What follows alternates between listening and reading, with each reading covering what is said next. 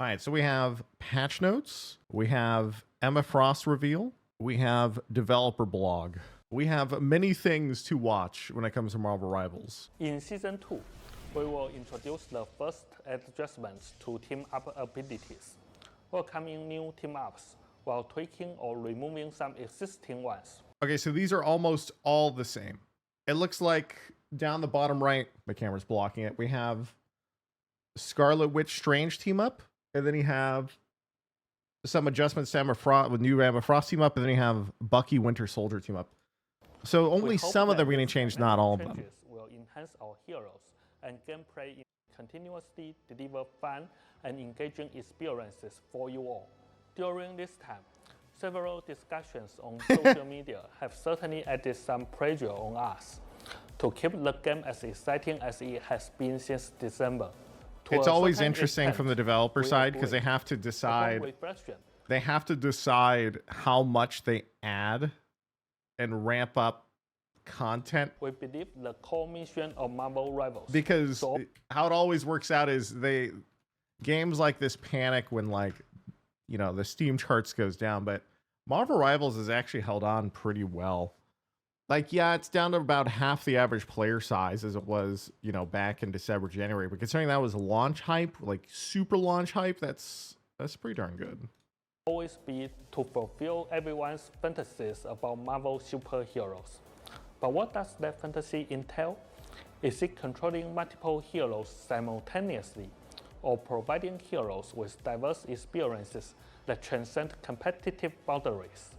We've been exploring new modes internally, and when the prototypes are well defined, we will unveil them as special event game modes. Okay, I am definitely going to skim this. I do not want to watch 15 minutes of this, so I'm sorry. I'm going to be skimming it pretty fast.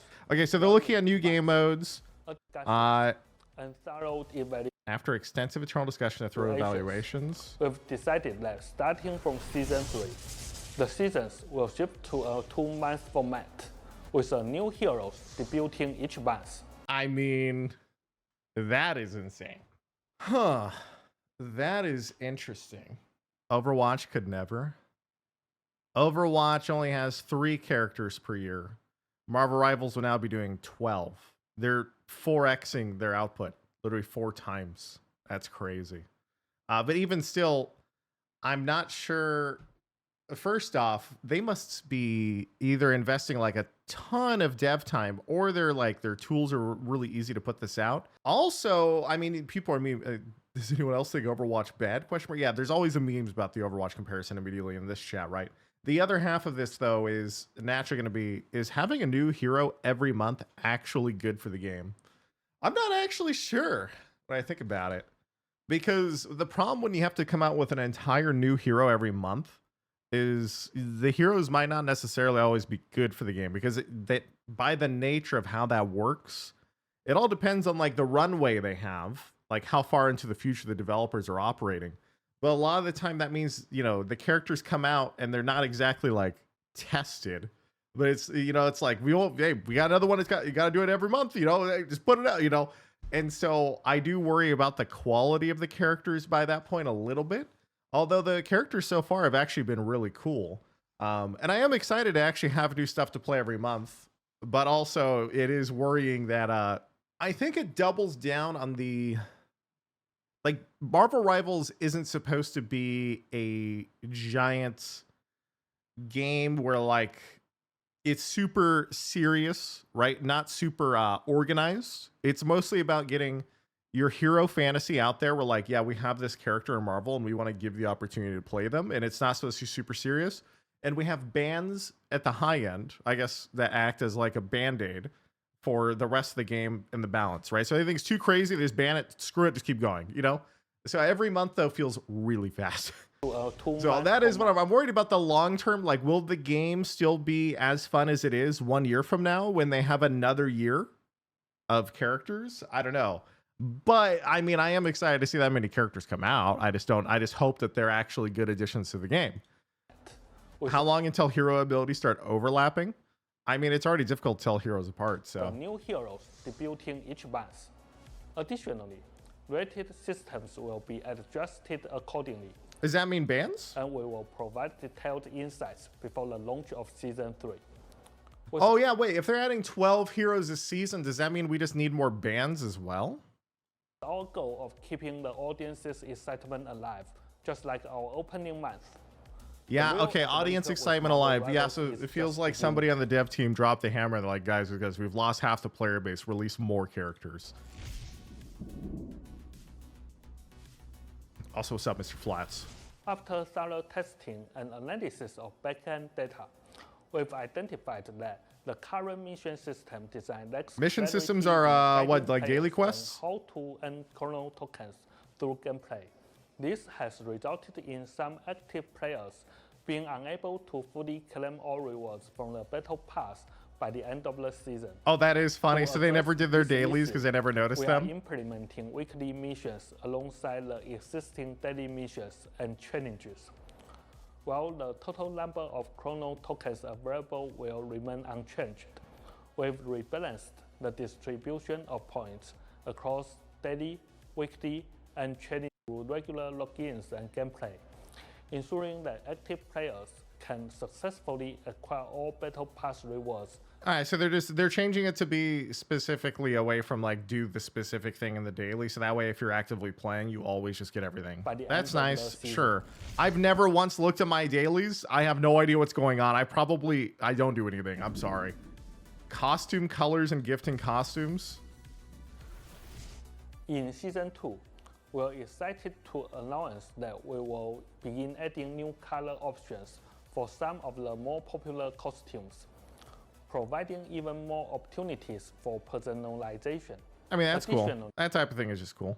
And also gifting. this Okay. enhancement aims to foster better communication and interaction among friends within our game. Okay, stop. What's going on here? I always love listening to developers when they have to give like the corporate response to things. It's like, no, you have gifting also because it makes you money. Like, we all know. Replay compatibility update, For Season 2, we've made upgrades especially with all the e-dating skins. Yeah, exactly. Like you know, it just fits, guys. It just fits. to our network protocols. To Season 2, we've Whoa, made whoa, whoa. upgrades to our network protocols to enhance overall performance. Unfortunately, So that's server this means performance, that probably, replaced right? From Season 0, I and really hope that's everyone's performance, not just Season servers. 1 will no longer be supported in the new client version. So be sure to record your favorite videos to your local hard disk. Yeah, so before they're the gonna break season replays. begins. That makes sense. Thanks for your support. Tournament plans. As player excitement continues to rise, we are preparing for future tournament plans. We aim for high-level factions and players to showcase their skills on this stage, presenting thrilling matches for all Marvel Rivals fans. Next, I'm surprised the let's replays welcome lasted 4 months to Tsuyu begin with. share Yeah, I agree with that insights because I regarding think the it's because adjustments to team up abilities. they actually don't balance patch that changes often. for Season So 2. Marvel Rivals does a Hey, lot of Rivals. different updates and patches. Let me go see what that was. We're back. All right, back. Monka W, did your cat knock over your microwave? Did my cat knock over my microwave? No, the front door, like that. Yeah, you guys ever have that thing where like a window is half open and then you like open a door and it goes whoosh? It did that and knocked something over. Here with the latest on Season 2.0, packed with dynamic changes to team-up abilities, sweeping balance So ghosts, yeah. adjustments, and big updates to Ranked. All right, finally, gameplay time. Big update to Ranked. I'm actually excited for that. Show me what you got. Dynamic evolution and team-up-based abilities. Over the past seasons, we've been thrilled by your overwhelmingly positive feedback on our team-up abilities. On one hand, these team-ups have perfectly captured our wildest imagination of whole new dimension, new team-up abilities while fine-tuning some Guys, I can sense the PR and I just tapped my right arrow a couple times, okay? existing ones, all designed to deliver fresh, pulse-pounding experiences.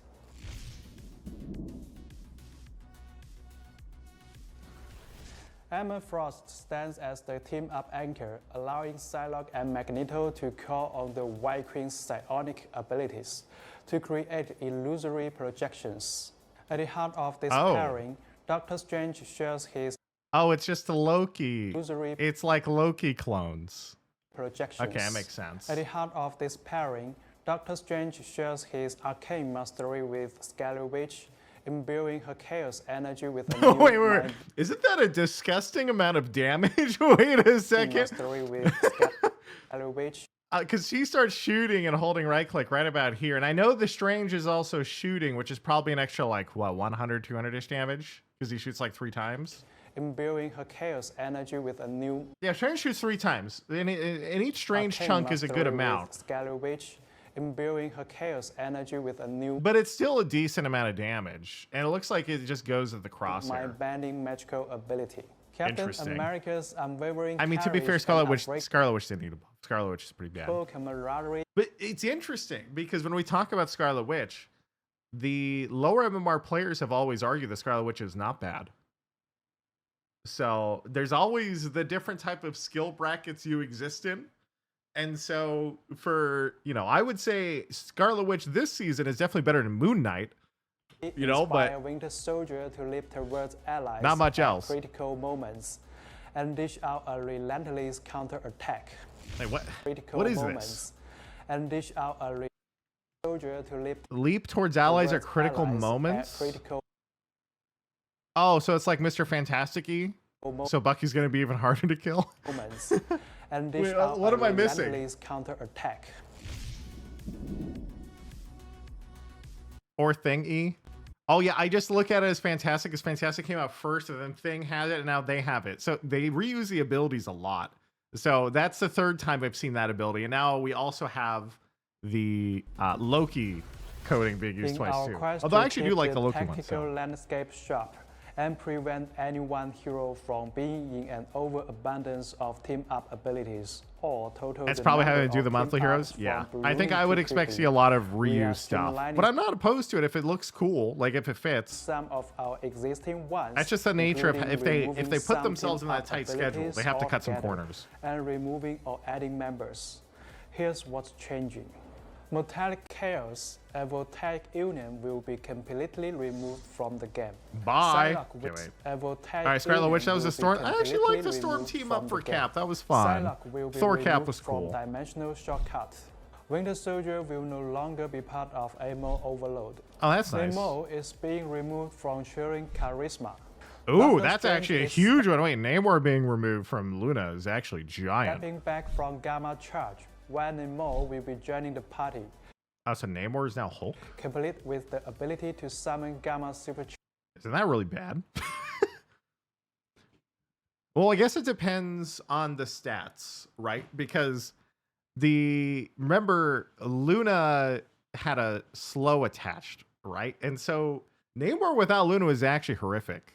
Like the win rate of Namor without Luna was really, really bad. I remember we looked up stat sites and it said something like Namor plus Luna was around 55. Namor's average win rate though was at 47. So it's like, wait, what does that mean with Namor without Luna? Like, how bad are you? It's like, wait a second, you brought it from a 55 to 47. Like, wait, what? It's like, what's going on here? So now I'm kind of curious. That team up must be really good. But also, Hulk, I feel like, hasn't been actually getting played as often. But maybe he will. I don't know. Just we'll have to see for Monster patch notes. spawns. Balance adjustments. As Season 1.5 comes to a close, our analysis backed by community feedback, epic battles from top-tier players, and hard data reveals that our roster and lineup choices have remained dynamic and diverse. Consider the strength of shields combined with the mighty Those duo gosh of darn Groot shields, and man. the Thing in the triple Vanguard lineup. With Magneto's damage and up, this setup gains increased initiative on flanks and enhanced I saw pressure triple tank Thor. capabilities. I never saw triple tank Moreover, with double a shield pair Groot. of Actually, control-driven ultimates abilities synergizing with Magneto's out against standard double strategies lineups. Magneto ult versus support ults was pretty good. You would shoot him and you just shoot at him. Enemy healing and securing a ping You'd pong one shot a KO. support. Yep. Then there's the dynamic pairing of Groot and Winter Soldier. Hey, look, it's the meta, where guys, every on the move left side. counts. Whether Winter Soldier's mechanical arm rails enforced for Groot's rapid wall barricade to cut off enemy vision and healing, Overall, Groot unleashing I mean, his Groot is just ultimate while broken, the so. Winter Soldier But Groot does utilized too the much damage splash and has an damage amazing ult and he from kills his main everyone. I'll weapon take it. to rapidly chip away a health, before finishing visually mesmerizing as effective. Not to mention our classic pairings, Hela and Loki, Adam Warlock and Star-Lord Mantis, Oh, were they gonna nerf and Res Hulk Comp? and Doctor Strange, each of which continues to prove their competitive might. This is exactly the kind of diverse and dynamic roster we love to see, and we are committed to preserving each hero's unique flavor and potential. About some of the adjustments coming in All right, so balance. Season 2. Finally, get into the good We stuff. are aware that some heroes have been struggling to find their place in the broader battlefield. Yeah, Moon Knight's terrible. Such as Penny Parker. Whoa, Scarlet whoa, whoa. Witch, Penny, though, is actually pretty good on some maps. Okay, I'm going to stop and argue this because Penny is the specific niche case of like, you're good on certain points and useless everywhere else. So if you play Penny and you're like, I'm a Penny main, then yeah, half the time you're really bad. Actually, most of the time you're really bad. So I can actually see the argument. It's like playing Torb or something in Overwatch 1 and you're like, all right, I got to set up my turret, but I'm only good on this one point. That's it. You're only good on Mr. just a few Fantastic, points. That's it. Black Widow, That's all you're good at. Rocket Raccoon, and lovable Jeff the Wait, what? Oh yeah, sorry. Some heroes have been. Yeah, wait. Let me. I heard some that heroes some have been heroes struggling. struggling to find their place. To in find their the place. Fantastic Black Widow. Okay, I can. Okay. With that, okay, I can see Penny Rocket actually does struggle Raccoon. to find her place. Yeah, And- but Rocket, how does Rocket struggle to find it? You just put Rocket in any comp, and it's like automatically better 80% of the time because support players are boosted. The lovable Jeff the Lance Shark. And yeah, Jeff needs help. To bring more balance and endless tactical possibilities, we will be fine-tuning their strengths via team-up abilities or general balance adjustments. Note that these rebalances demand time for proper calibration, so you will see updates rolling out in both Season 2.0 and Season 2.5. Oh, so they're saying some of the buffs to these characters will be pushed to the second half of the season? Now, let's That's talk kinda about weird. some of the adjustments coming in Season 2.0. For Vanguards, Penny Parker will receive a buff, Hey, I'll take it. while Captain America, now a new team-up anchor, steps up his competitive edge. Wait, Cap was already pretty good though. I'm kind of worried Meanwhile, now. Doctor Strange will Because Cap is one of those characters that's actually really annoying, but he's already not bad. Also, what's up, Stan? Thank you for the 5 months. see a slight nerf to his offensive power, offset by improved survivability. I'm For the okay with that. duelists, Maybe expect the- Scarlet Witch I mean, the and only thing that was Winter big about Strange was one-shotting during ults. If he hit his ult, he would do left click E and just Soldier boop. to debut brand new aggressive team-up abilities, accompanied by buffs to heroes like Mr. Fantastic and Moon Knight. Okay, wait a second. Are they really going to buff Mr. Fantastic? Wait, are all my characters getting buffed?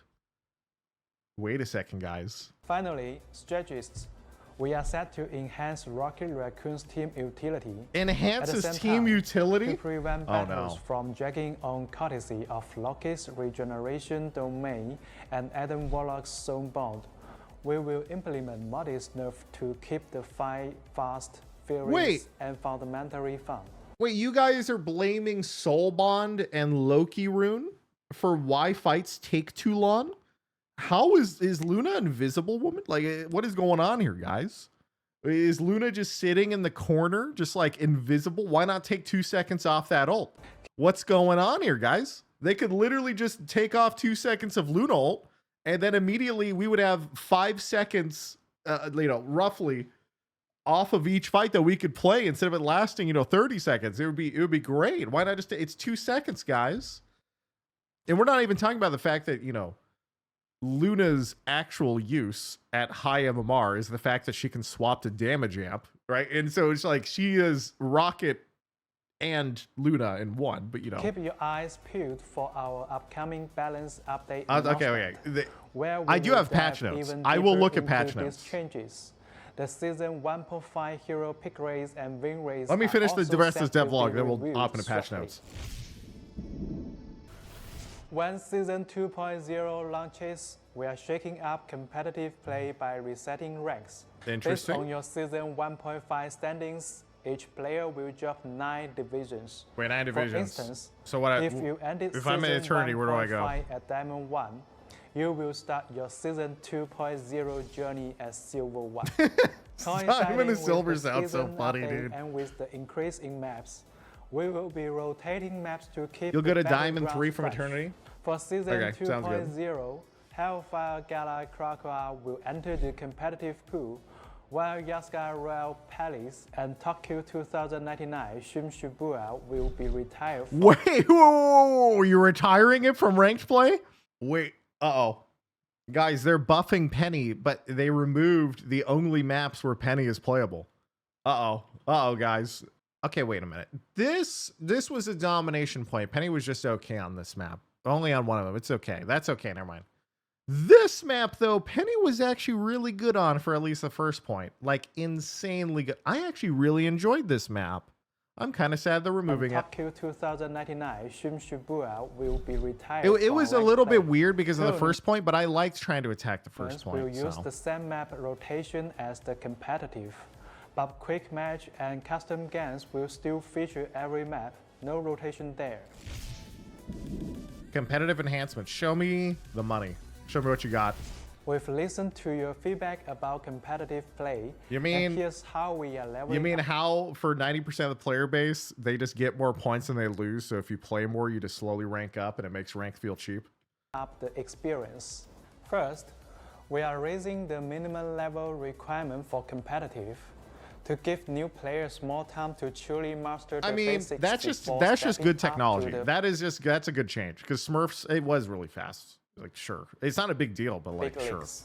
Also, pick and ban will now come into play starting from Gold 3 rather than Diamond tier. When Okay, the team sure. I includes like that players too. from I actually really do appreciate that. Eternity Because new or player, one above lower all. level players should have bans. And I can see why they're like, well, most people, if they're just trying out rank for the first time, maybe they, bans are pointless because they don't even know what's going on. That's like the bronze, right? And so I can understand like that type of stuff to like, give it a little bit, but I like that change. That Only dual Okay, wait. team includes players from Eternity or one above all. Only dual queuing will be allowed. Finally, okay, whoa. Can we talk about this for a second? So here? question. Seasons now last 2 months. Right? Do we get back to Eternity or one above all in the first not until season 3. Okay, yeah, but speaking broadly, do we get back to Eternity or one above all for the first month to month and a half of the season? I don't think we do, right? How long does it take to get back to Eternity or one above all? It takes like a month and a half.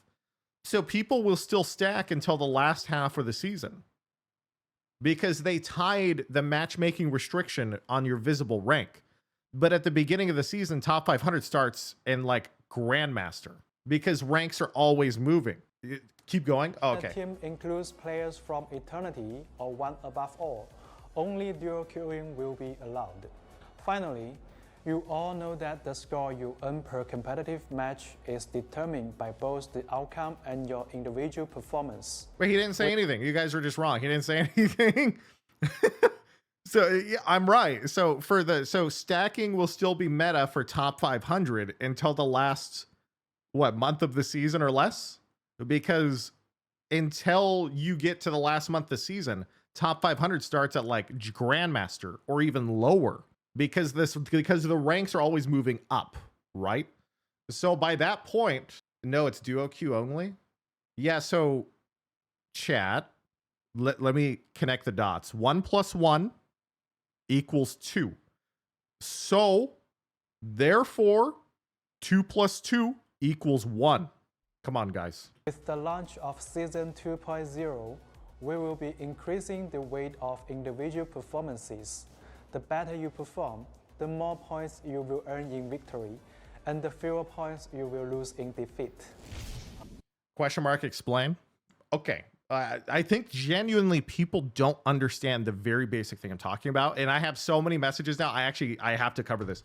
Guys, you're fucking stupid. Let me very quickly say, if we have a ranked drop and we're in Diamond, all right, we are all in Diamond and platinum, right? The new season starts.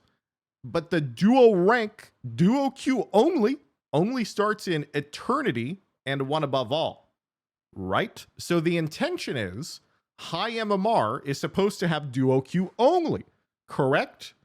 So their version of high MMR right now in today's rank distribution, that would mean eternity and top 500, correct?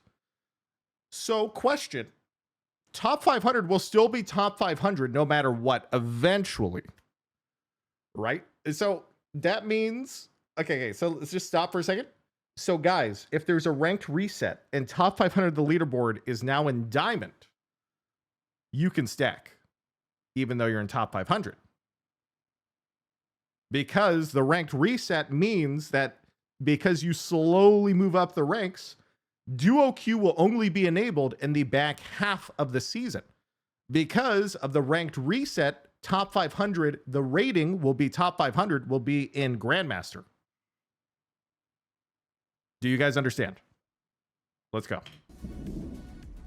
So that means, as a rule of thumb, the design intent is to say, yes, top 500 should not be able to stack, eternity should not be able to stack. What is actually going to happen is everyone will be able to stack until the back half or the top, I don't know, way further back in the season. That's just how it's going to work.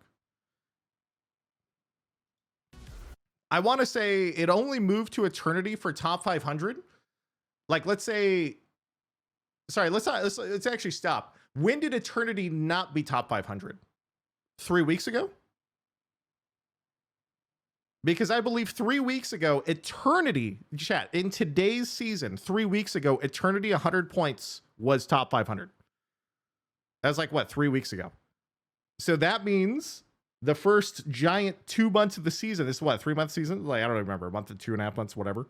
So that means the first 2 months you could have stacked in this system. That's all it means. We know many of you are interested in the distribution. I thought top 500 was all one above all. No, that is not how it works. Top 500 is top 500. You can get top 500 in Grandmaster if everyone reset.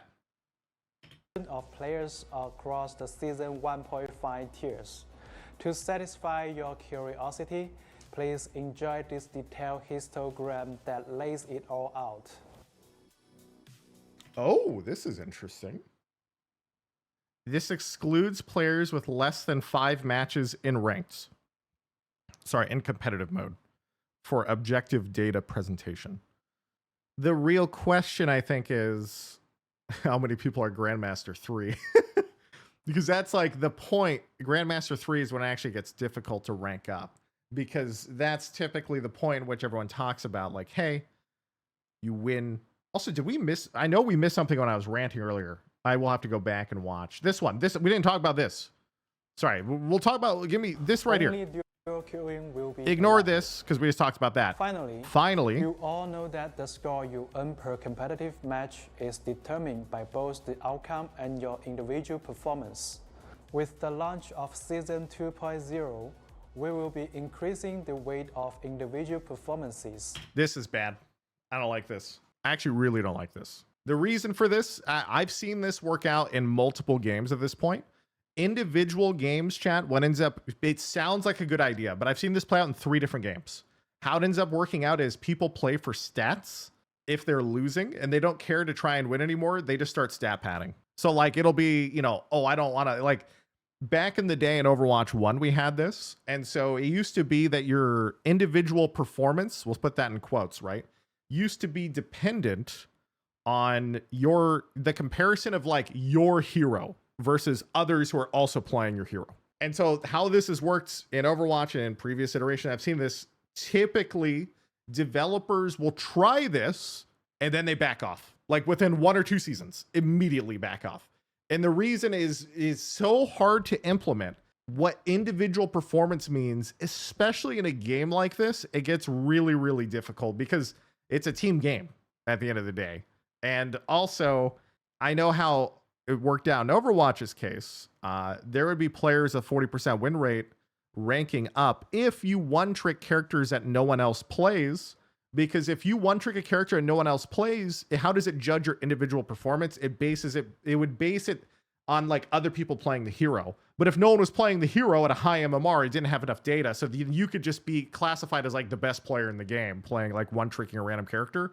And then you would slowly get more points per loss, and you'd be at like 42% win rate at top 500. Right. And so there was a lot of like gaming when people slowly figured out the system. Right. And so it sounds good, but it's just, I don't like it just because I personally feel it's much easier to keep things very simple, because the chances of a developer messing this up is 99% higher than it is of a developer getting it right. At the end of the day, if you're good and you win more games, you will eventually climb, and that's it. And so I like keeping it very simple, because the moment we start coming into stats like, oh, well, I'm gonna go. So like, here's an example, guys, right? I'm going to go play tank. You know what tank I'm going to play now? I already was going to play it. If I'm playing Penny, I don't block as much damage as a Groot. Does that mean I'm a worse player? It's like, yes. It's like, yeah, actually you are. Like, oh, okay, my bad. You know, it's like, is damage blocked? Should that be an indicator for a tank? Because Penny doesn't, you don't even know what their formula is, streamer. Okay, but we're just talking about very easy basics. How do you judge? Okay, what do you mean? Stop. What do you mean you don't know what the formula is going to be? We already know immediately MVP automatically goes to like the generic tank that gets a few kills. That happens like 80% of the games. I know this because I already know based on how their MVP system works, and I don't know the specifics how the MVP system works, but I see the pattern. It's very easy to MVP on certain characters. So for example, if you play Thing, if you play Groot, you get MVP 90% of the time. Like instant, even if you lose, you get it. And so if I know, I'm kind of curious now after seeing that, I'm very skeptical of them being able to accurately judge individual rank performance, right? And so like, I don't know exactly how it works, but the vibe from the MVP tells me it's going to suck. That's all. But you don't know. I do not know. You are correct. I do not know. But that doesn't mean I'm still like, it's not out, but I'm just going to tell you what I think, and it'll probably be true. The better you perform. See, this is always the thing when it comes to games like this. People always walk like, but you don't know that, streamer. And it's like, well, you're technically right. I don't know, but I've seen this play out like 5 other games before because I'm 30 years old and been playing these games since I was like 10. So, it's like, wait a second. Sorry, 32 years old. And so it's like, what's going on here?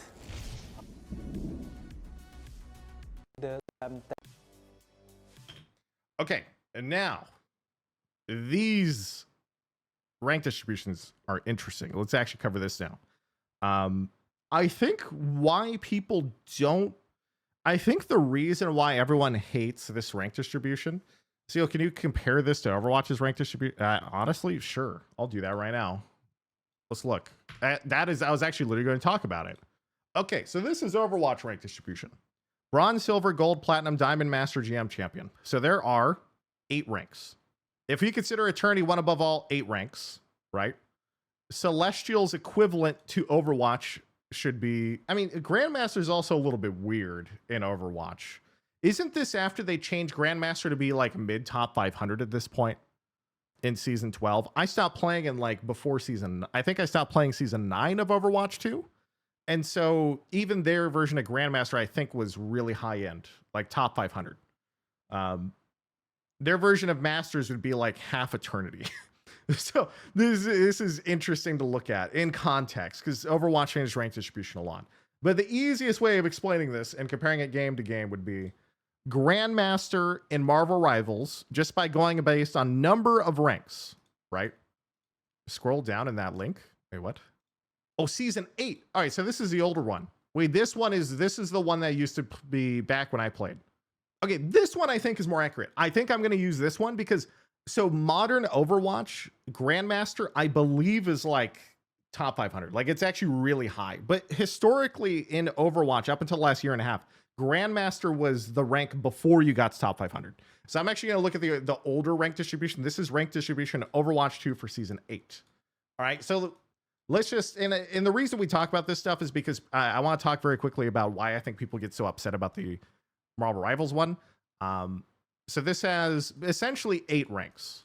There's technically 8 ranks if you count top 500, which would be like top 0.3%, right? top 0.3%, top 0.3%. Okay, makes sense. It's basically the same for top 500-ish in both, right? Now the Eternity one is obviously a little bit different because Eternity is actually not top 500 in Marvel Rivals, especially right now, but that's whatever. You get the idea. It's basically higher MMR, right? Higher MMR is top 0.3. And now you come to Master, Diamond, Plat, Gold, Silver, Bronze. The issue is Grandmaster, if you just paint it 1-to-1 from Marvel Rivals to Overwatch, Grandmaster should actually be Diamond and Celestial should be Masters, right? And if you change that word immediately, so many people feel like they don't care. Like, I feel like it would immediately change people's perception of this drastically. It's the word of having Grandmaster that like pisses people off on top of having no placement matches. Yes. And so when you use a word that means high rank in every other game, like, oh, I'm a Grandmaster, they think it matches 1-to-1 to the other games based on just gaming experience. And so in this game, Grandmaster is not supposed to be Grandmaster. Grandmaster in this game is supposed to be like Master/Diamond. That's how it is. Like, if you matched it all 1-to-1, going back to this, right? Champion, Grandmaster, Master, Diamond, Plat, Gold, Silver, Bronze. How many ranks is this? If you consider Eternity 1 above all, 1 rank, you have H, right? So if you go above the top rank, what's 2 divisions above the top rank in Rivals is GM. 2 divisions above top rank is what? Masters, I guess. These two are, whatchamacallit, like half combined. It's just weird in Overwatch. Because they keep comparing it from Season 8 to this. So Marvel Rivals is also an easier game. We can get into all the shenanigans about it being easier, this or that, blah, blah, blah, blah, blah. But you get the idea.